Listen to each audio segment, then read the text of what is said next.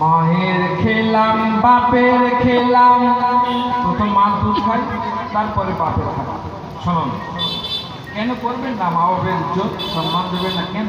শুনুন, মায়ের খেলাম বাপের খেলাম, তারাই এখন পর রে। মায়ের খেলাম বাপের খেলাম, তারাই এখন পর রে।